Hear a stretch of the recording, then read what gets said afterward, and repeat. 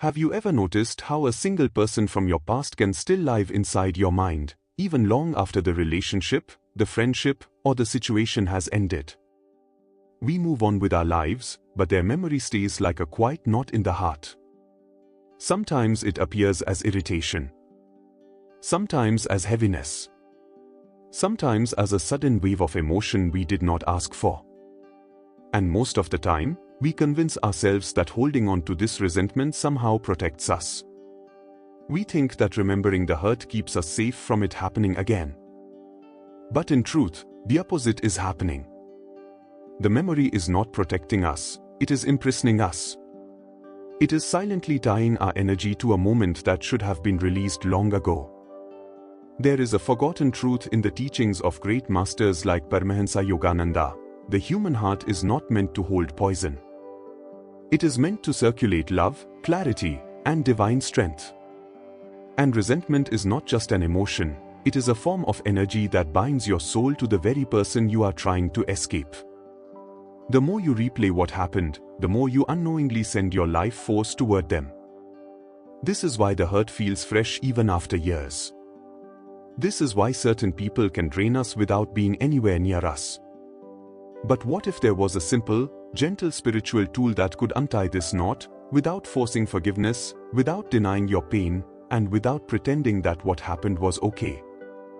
What if a single line of prayer could transform the heaviness of resentment into the lightness of release? Today, we explore that forgotten power, the power of blessing the ones who hurt us, not for their sake, but for the freedom of our own soul. Have you ever wondered why certain hurts stay with us long after the moment has passed?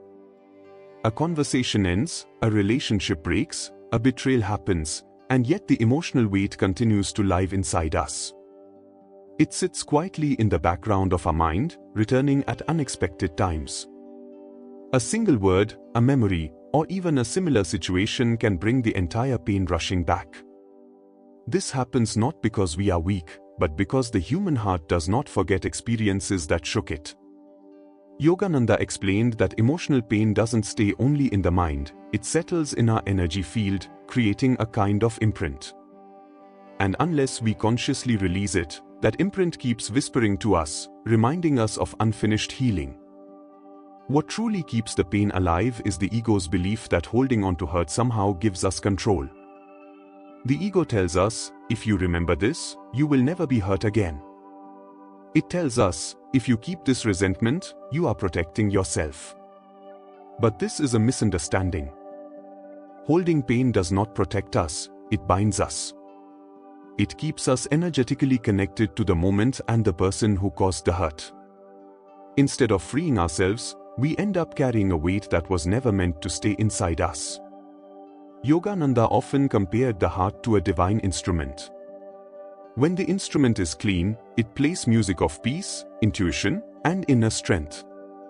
But when it is clogged with old emotions, it can only produce noise, confusion, irritation, and emotional heaviness.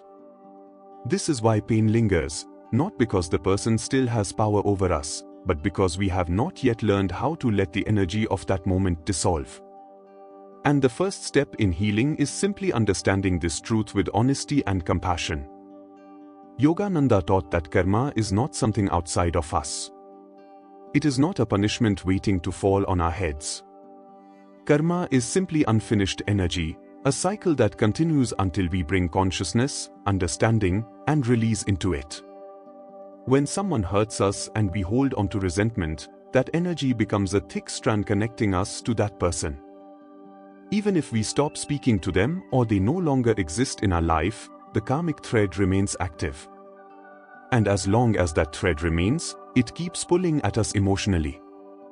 This is why we sometimes feel triggered by similar situations or attract the same type of people who wound us in the same way. It is not a coincidence. It is the vibration of unresolved karma seeking completion. Resentment acts like a magnet. It repeatedly draws experiences that match the emotional frequency we are holding inside. If we carry anger, we attract situations that echo anger. If we carry fear, we meet people who activate it. Yogananda described this as the law of subtle magnetism. When resentment sits inside us, it creates what he called knots in the astral spine. These knots block the natural flow of prana, or life force. You might notice this as tension in the chest, heaviness in the stomach, irritation for no reason, or simply a sense that your energy is not moving freely. Logic alone cannot untie these knots. Time alone cannot dissolve them. Ignoring them does not make them weaker, it often makes them tighter. The karma of holding resentment is simple: the more we hold it, the more we experience it. The cycle keeps repeating until we decide to break it consciously. And breaking it doesn't require confrontation or revenge. It requires something far more powerful and far more freeing: inner release. Only then does the karmic thread begin to dissolve. Blessing is one of the most ancient spiritual practices known to humanity, yet in modern life, it has almost disappeared from our daily habits. We bless food, we bless sacred spaces, we bless new beginnings, but we rarely bless people who have caused us pain. And that is because the mind tells us that blessing someone who hurt us is the same as approving their behavior. But that is not true. Blessing has nothing to do with agreeing. Blessing is not about saying, "What you did was okay." Blessing is a way of lifting our consciousness above the wound. Paramhansa Yogananda often reminded seekers that what we send out into the world is what we strengthen within ourselves. When we send anger, we deepen anger inside us. When we send peace, we awaken peace within. Blessing becomes a powerful spiritual technology because it changes the direction of our energy. Instead of our life force flowing toward resentment, it begins to flow toward freedom. Blessing someone is like opening a window in a dark room. Even a small amount of light begins to change everything. When we bless a person who hurt us, something subtle but profound occurs. We step out of the limited viewpoint of the ego and enter the vast perspective of the soul. The soul does not hold grudges. The soul sees the deeper journey, its own and the other person's. It recognizes that hurt people often act from their own wounds, confusion, or unconsciousness. Blessing does not erase what happened. It simply allows us to rise above it. It cuts the energetic cord that keeps us tied to the memory. It returns us to our own center. It reminds us that our peace is not dependent on someone else's behavior. Blessing is not surrendering to them, it is returning to yourself. And this inner shift is the beginning of true release. There is a moment in every healing journey when the heart whispers a quiet question: is there a way to release this without fighting, without suppressing, without pretending? The answer, in the ancient yogic tradition, is yes. And surprisingly, the answer is incredibly simple. It comes in the form of a single line, a short, gentle prayer that carries the power to soften even the hardest resentment. The line is this: may the divine light in you awaken, and may we both be free. This one sentence may appear small, but spiritually, it is enormous. It works because it speaks directly to the soul, not the personality. When you repeat this line, you are not talking to the version of the person who hurt you. You are speaking to the divine seed within them, the pure consciousness that exists beyond ego, beyond fear, beyond ignorance. You are acknowledging that underneath their mistakes, there is a soul on its own difficult journey. The first part, may the divine light in you awaken, is not a favor you are giving them. It is a recognition that every soul has the potential to rise above its mistakes. By wishing light for them, you stop feeding the dark memory attached to them. You shift the energy between you. The second part, and may we both be free, is where the true magic lies. This is not just a blessing for them, it is a blessing for yourself. It states clearly that you are ready to release the karmic bond, the emotional weight, and the mental replay that have kept you tied to the hurt. This single line works because it repositions you into your highest consciousness. It helps you step out of the story and step back into your soul. And from that place, healing becomes not only possible, but natural. Healing does not always require long rituals, complex techniques, or deep meditation. Sometimes, a simple 2-minute practice can shift the energy of months or even years of emotional weight. This method, inspired by Yogananda's approach to inner cleansing, is designed to be soft, private, and easy for anyone to follow. It does not force forgiveness. It does not require you to reopen old wounds. It simply guides your heart toward release in a natural way. Begin by sitting quietly, anywhere you feel safe and undisturbed. Place one hand on your heart and allow your breath to soften. You don't have to breathe in any special way, just gently, naturally, like a slow tide. The purpose of this moment is to bring your awareness inward, away from noise and back to your own center. Next, bring the person's face into your mind.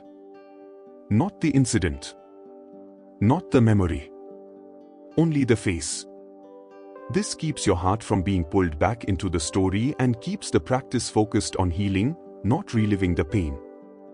See their face as neutrally as you can, as if you were observing it from a distance. Now imagine a soft golden light surrounding them. This is not the light of approval, it is the universal light of the soul, the sacred light that exists in every human being, even when they forget it. Let the light be gentle, warm, and calm. Then, silently repeat the blessing, "May the divine light in you awaken, and may we both be free." Say it softly inside your mind, without pressure. Let the words fall like feathers. Finally, visualize a thread of energy between you and this person slowly dissolving into pure light. This is the karmic release. This is the heart becoming lighter. Repeat this practice for a few days, and you will notice subtle but powerful shifts within you, greater clarity, less heaviness, and a deep sense of emotional freedom. When you bless someone who has hurt you, something profound happens beneath the surface, something far beyond what the mind can understand. On the physical level, nothing appears to change. The past remains the past.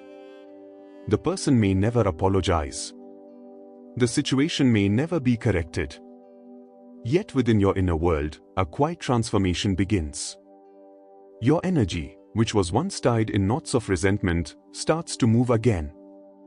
Your aura, which may have felt heavy or contracted, becomes lighter and more expansive. This is because blessing shifts the vibration of your heart. The moment you send a sincere blessing, your soul steps out of the old story. You are no longer the wounded one replaying what happened. You become the conscious one who chooses peace. This shift is powerful because it breaks the invisible emotional link that kept you attached to the hurt. The person no longer has energetic influence over your feelings. Their memory no longer triggers the same sting. The emotional charge dissolves. On an even deeper level, blessing dissolves karmic patterns. Yogananda explained that karmic bonds continue until we learn the lesson hidden inside them. When you bless instead of resent, you complete the lesson. You rise above the vibration of the conflict, and the karmic thread naturally loosens. This is why you begin to feel more clarity, more strength, and more openness in your heart. You also stop attracting similar painful situations. When the inner knot opens, life stops bringing you people who mirror that same wound. You become more grounded, more intuitive, and more peaceful in your interactions.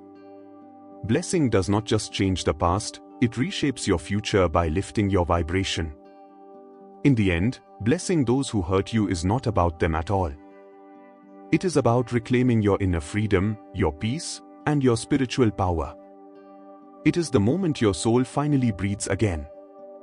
My dear seeker, as we come to the end of this journey together, I want to remind you of something very gentle yet very powerful. Your healing is not dependent on anyone else. It does not require an apology, a conversation, or a change in the other person. Your healing begins the moment you choose peace over pain and freedom over memory. Blessing the one who hurt you is not a sign of weakness, it is a sign that your soul is ready to rise. It shows that you trust the divine justice of the universe more than the bitterness of the past. When you speak the simple line, "May the divine light in you awaken, and may we both be free," you are choosing your higher self. You are choosing liberation. You are choosing the path that great masters like Yogananda walked with deep compassion. If this message touched your heart, even in a small way, I invite you to pause for one moment and place your hand on your heart. Feel the lightness. This lightness is your truth. This peace is your real nature. No wound is stronger than your soul. No past is more powerful than your awakening. Before you go, I gently ask you to support this space of healing and spiritual growth. Please like this video, subscribe to the channel, and share it with someone who is ready to release old pain.